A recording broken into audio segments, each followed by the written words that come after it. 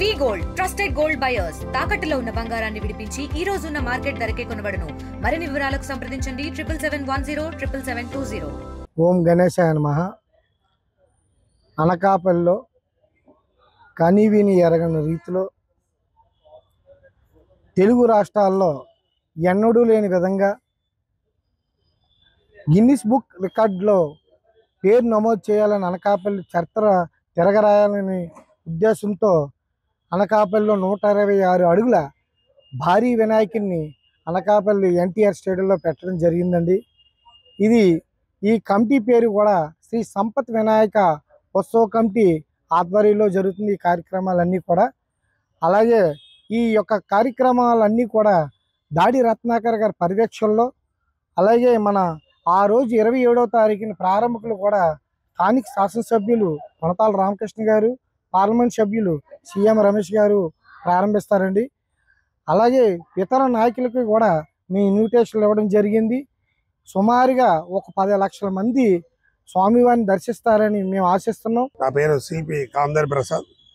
ఈ తెలుగు రాష్ట్రాల్లోనే అతి భారీ విగ్రహం చేయాలని మన ఈ ఉత్సవ కమిటీ వారు బొద్దు భూలాకనాయుడు గారు, భానుప్రకాష్ గారు, ఇలా ఉత్సవ కమిటీ అందరూ రావడం, ఈ కార్యక్రమాన్ని ఇంతవరకు లాగా చేయడం జరిగింది. ఈ విగ్రహం ఆల్రెడీ నమూనా మొత్తం విగ్రహం తయారైపోయి పూర్తయింది. మన పూజలకి రెడీగా ఉంది విగ్రహం. ఈ విగ్రహానికి ఇంచుమించు 10 టన్నుల మట్టి, 90 టన్నుల కర్ర వాడడం జరిగింది. అలాగే ప్యూర్ పర్యావరణానికి ఇబ్బంది లేకుండా ప్యూర్ వాటర్ కలర్స్ తోటి ఈ విగ్రహం తయారు చేయడం జరిగింది. ఈ విగ్రహం నిమజ్జనం చేసేటప్పుడు ఫైర్ ఇంజిన్లు తీసుకొచ్చి దీన్ని స్పాట్లోనే ఇక్కడే స్వామివారు మండపంలోనే మొత్తం అభిషేకాలన్నీ పూర్తయిన తర్వాత మనం తర్వాత నిమజ్జనం ఇక్కడే చేయడం జరుగుతుంది. ఈ విగ్రహం తయారు చేయడానికి ఇంచుమించు 30 మంది కళాకారులతో 30 రోజులు రాత్రి పగలు శ్రమించి ఈ రోజుకి విగ్రహం తయారు చేయడం జరిగింది. అలాగే తర్వాత మనం ఫస్ట్గా చూసింది హైదరాబాద్లో చూసాం. కానీ ఇంతవరకు అనకాపల్లి చరిత్రలో ప్రప్రదంగా 126 అడుగుల విగ్రహాన్ని ఫస్ట్ టైం పెడుతున్నారు. కనుక ఇటువంటి విగ్రహాన్ని మనకి అందరికీ కూడా కన్నుల విందుగా చూపించడానికి ముందుకు తీసుకొచ్చిన భూలేఖనాయుడిని కమిటీ వాళ్ళు అభినందిస్తూ, ఇటువంటి పూజా కార్యక్రమాల్లో ప్రతి ఒక్కరు కూడా విధిగా పాల్గొనాలని, భక్తి శ్రద్ధలతో ఈ సంవత్సరం గణపతి ఉత్సవాలను నిర్వహించాలని చెప్పి నేను ఈ సందర్భం కోరుకున్నాను. అలాగే ల్యాండ్ ఆర్డర్ ప్రాబ్లం రాకుండా పోలీస్ డిపార్ట్మెంట్ వాళ్ళు కోరడం జరిగింది. అలాగే ఇక్కడ పారిశుద్ధ్యం కానీ, మంచినీటి సదుపాయానికి కానీ ఎటువంటి వచ్చిన భక్తులకు అసౌకర్యాలు కలగకుండా జీవీఎంసీ వారు కూడా వాళ్ళ పాత్ర ఇక్కడ పోషించి వాళ్ళు కూడా మా కమిటీకి సహకరిస్తారని చెప్పి భావిస్తున్నాం. నమస్కారం అండి.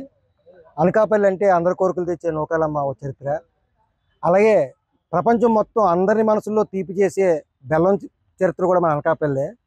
అలాంటి చరిత్ర తర్వాత మరొక చరిత్రకి శ్రీకారం చుట్టారు ఆలోచనతో మేము మొదలుపెట్టాము. దానికి నేను ఆధ్వర్యం తీసుకుంటాను, నేను ముందుంటాను, మీరు వెనకాతలు ఉండండి అని అందరి సౌజన్యం, భానుప్రకాష్ సౌజన్యం అందరితో తీసుకొని భూలోకనాయుడు గారు ఇది ఒక యజ్ఞంలా భావించి దానికి మమ్మల్ని అందరూ సెమిదిల్లా చేసుకుంటూ ఇది పెట్టారు. అనకాపల్లి చరిత్ర నెక్స్ట్ ఒక గైరం పరస చరిత్ర ఒకటి ఉంటుంది.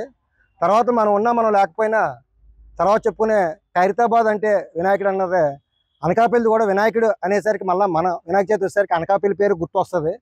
నూకాలం పండుగ అనేది ఎలా గుర్తొస్తుందో అనకాపల్లి చరిత్రకు కూడా మరలా ఈ రోజు నుంచే ఇది నాంది. ఈ నాందికి భూలోకనాయుడు గారు, ప్రకాష్ గారు మమ్మల్ని అందరినీ ఇందులో ఇన్వాల్వ్ చేయడం అనేది మేము కూడా అదృష్టంగా భావిస్తున్నాం. తెలుగులో న్యూస్ కి ఫాస్టెస్ట్ యాప్ ఇప్పుడు టోటల్లీ న్యూ అవతార్లో జస్ట్ 5 సెకండ్స్ లో కంప్లీట్ న్యూస్, సోషల్ మీడియాలో ట్రెండ్స్ కి one stop solution, live TV app, voice search option తో ఇప్పుడే డౌన్లోడ్ చేయండి లేదా అప్డేట్ అయిపోండి. యాప్ లింక్ డిస్క్రిప్షన్ లో ఉంది.